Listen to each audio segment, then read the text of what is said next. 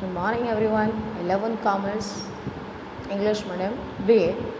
Now chapter number 6 limitations of the company. Company की limitation चलने से पहले हम जान लेते हैं कि इसके पहले हमने कैरेक्टरिस्टिक्स और एडवांटेजेस देखी थी. What's the advantages and characteristics of the company. Now अब वो किस फील्ड के अंदर कहाँ पे उसकी लिमिटेशंस पड़ जाती है वो हम यहाँ देखेंगे. First is lengthy and expensive incorporation procedures. Here is the incorporation procedures is too lengthy and expensive. The formation procedures of company is lengthy, complicated and expensive in comparison to sole proprietorship and partnership. Partnership और sole proprietorship में बहुत easy process होती है. आप जब चाहें तब start कर सकते हैं. बट कंपनी को स्टार्ट करने के लिए आपको रूल्स एंड रेगुलेशंस के तहत पूरी की पूरी लीगली प्रोसेस आपको पूरी करनी पड़ेगी. जब आप पूरी की पूरी प्रोसेस फिनिश करेंगे then after you can start your company.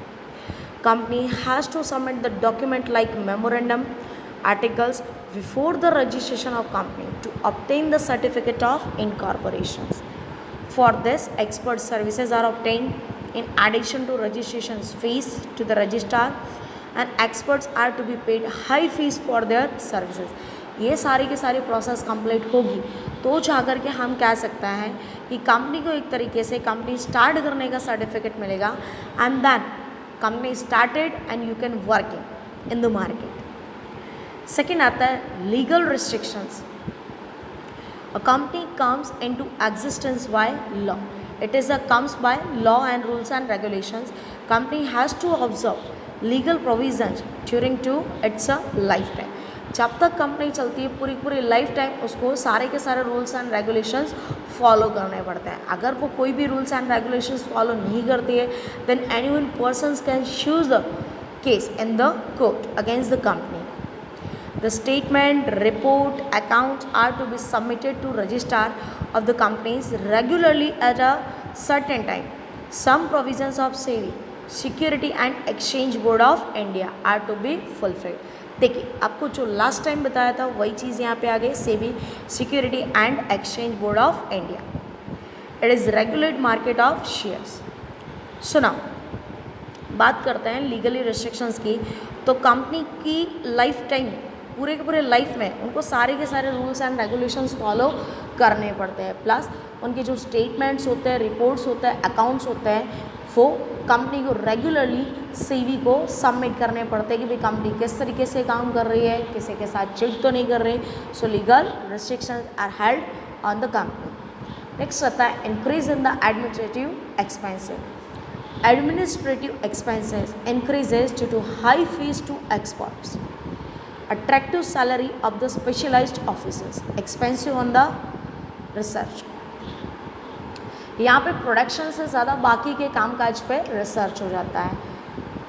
Sorry research के पीछे खर्च हो जाता है.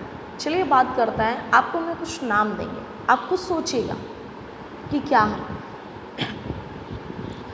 Manager, supervisor, general manager, company secretary and CEO. तो सबसे पहले हम बॉटम लेवल की बात करते हैं. सुपरवाइज़र जो वर्कर्स होते हैं, एम्प्लॉयज़ होता है, उनके कामकाज के ऊपर कंट्रोलिंग करना, वॉचिंग करने का काम किसका होता है? सुपरवाइज़र. सुपरवाइज़र कोई प्रोडक्शन की प्रोसेस में इन्वॉल्व नहीं होता है, सिर्फ और सिर्फ वो एम्प्लॉय के ऊपर क्या रखेगा? वॉचिंग रखेगा. उसके ऊपर कौन होता है? मैनेजर. डिपार्टमेंट का मैनेजर का क्या काम है?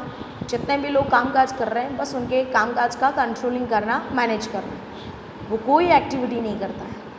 उसके बाद आता है जनरल. सारी के सारी कंपनी के अंदर जनरली एक सारे मैनेजर्स के ऊपर जनरल मैनेजर होता है, वो मैनेजर के कामकाज की देखरेख रखता है. उसके बाद आता है कंपनी सेक्रेटरी जो कंपनी के ट्रांजेक्शन्स को मैनेज करता है और पूरी की पूरी कंपनी को मैनेज करने का काम किसका होता है? CEO, chief executive officer. ये जितने भी नाम दिए हैं ये प्रोडक्शन प्रोसेस के अंदर बिल्कुल भी इन्वॉल्व नहीं होते. इनका काम है सिर्फ और सिर्फ मैनेजमेंट करना, प्रॉपरली कंपनी की एक्टिविटीज़ हो भी रही है या नहीं वो देखना. और हम इसके लिए उनको काफ़ी ज़्यादा सैलरी प्रोवाइड करते हैं. इन शॉर्ट कई बार तो ऐसा होता है उनको प्रॉफिट में भी पार्टिसिपेट करते हैं. So what here is our administrative expenses are increases. इस तरीके से हमारे जो एक्सपेंसेस होते हैं एडमिनिस्ट्रेशन के, मैनेजमेंट के, वो इंक्रीज होता है। नेक्स्ट आता है autocratic management. Though many rights are entrusted to the members by law and they enjoy nominal power. Two, many rights are entrusted to the members by law. They enjoy nominal power. Due to voting right per share, some person get control through groupisms and impose their desires. They use companies' money, assets and secret information for their personal interest and selfishness. So यहाँ पे जो management होता है वो कैसा होता है? Autocratic होता है। भाई कोई भी अपनी फील्ड के अंदर कामकाज कर सकता है, तो वहाँ पर वो कंपनी की इन्फॉर्मेशन का मिसयूज़ भी करता है, कंपनी की इन्फॉर्मेशन को बाहर सेल भी करता है, और प्लस जो कंट्रोलिंग होता है वो मेंबर्स के हिसाब से नहीं होता, वो ग्रुप के हिसाब से हो जाता है। अगर उसके फ्रेंड्स वर्क कर रहे हैं तो वहाँ पे कंट्रोल कैसा होगा? कम। बट उसके फ्रेंड्स वर्क नहीं कर रहे हैं, दूसरे पर्सन वर्क कर रहे हैं, तो वहाँ पे कंट्रोल कैसा हो जाएगा? ज़्यादा हो जाएगा। इस रीज़न से भी कई बार कंपनी को काफ़ी ज़्यादा लॉस होता है ड्यू टू ऑटोक्रेटिक मैनेजमेंट। मन माने ढंग से इंसान मैनेजमेंट करता है। Next point is difficulty in maintaining secrecy. Secrets को यहाँ पे आप मेंटेन करके रख सकते नहीं हो। Company has to get audited compulsorily its final account and to furnish to the members and registrar of companies other certain informations like redemptions of debentures, bonus shares also to be published as per law. Thus it is a difficult to maintain secrecy. यहाँ पर किसी भी काम के अंदर, चाहे वो accounts को मैनेज करना हो, शेयर्स की वैल्यूशंस फिक्स करनी हो, कोई भी काम करना, more than one person involve होने के कारण यहाँ पे सीक्रेट्स को मेंटेन कर सकते नहीं। Here is too difficulty in the maintaining secrecy. Next is delay in the policy decisions. The consent of member is essential in making policy decisions. For this, meeting of the members is to be called.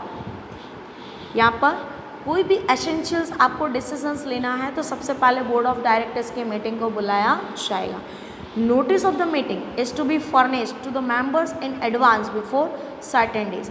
जिस दिन meeting होगी उसके पहले सभी directors को एक notice जारी किया जाएगा कि so and so day meeting and what's the time. Resolution is to be passed in meeting for all this time is waste and decisions are delay. वहाँ पर रेजोल्यूशन पास होगा, मीटिंग में डिस्कशंस होगा, majority होगी तो decisions लिया जाएगा, majority नहीं होगी तो वो बोर्ड ऑफ डायरेक्टर्स की जो मीटिंग है वो नेक्स्ट टाइम कंफर्म की जाएगी। जब तक डिसीजन नहीं आएगा तब तक मीटिंगें होती रहेंगी और इस तरीके से कामकाज होता रहेगा। तो एक एक्सपेंस बढ़ जाता है और दूसरा जिस टाइम पे डिसीजंस की ज़रूरत होती है उस टाइम पर नहीं आता है, वो लेट हो जाता है। That's why delay in the policy decisions. Next is less flexibility. Rubber की तरह इसमें फ्लैक्सिबिलिटी नहीं होती है। Lesser element of flexibility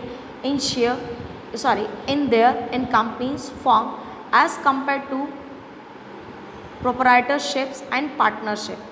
A resolution is to be passed in general meeting to make an important change.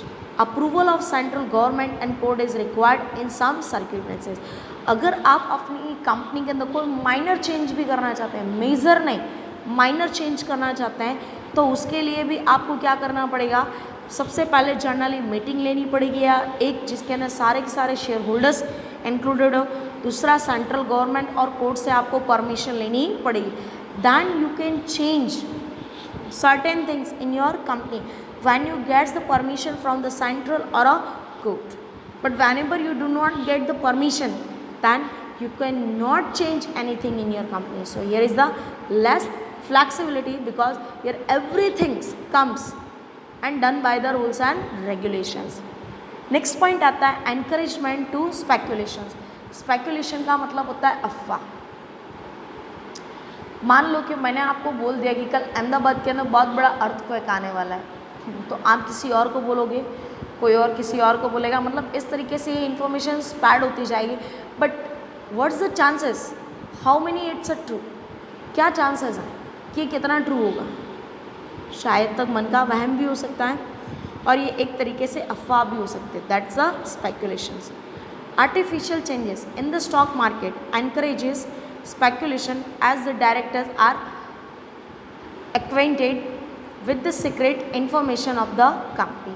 Share market के अंदर sales को increase करने के लिए यहाँ पे आर्टिफिशियल स्पेकुलेशंस को एनकरेज किया जाता है. जो चेंजेस नहीं हुए, जो चेंजेस नहीं होने वाले, उससे रिलेटेड यहाँ पे गलत इंफॉर्मेशन प्रोवाइड की जाती है. The speculation in share affect the economic interest of small investors.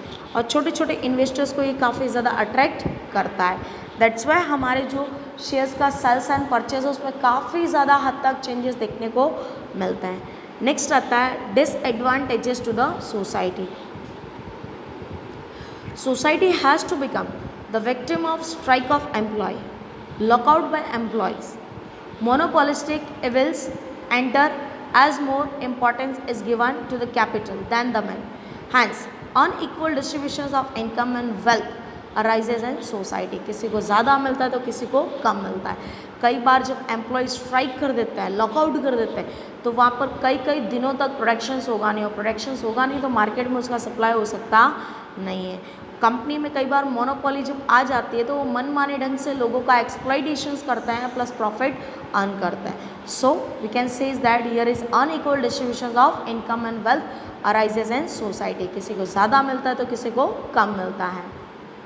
So the concept of limitations of company is completed. आपको इतना अच्छे से करना है. कोई क्वेरीज हो तो you can ask me. Thank you so much.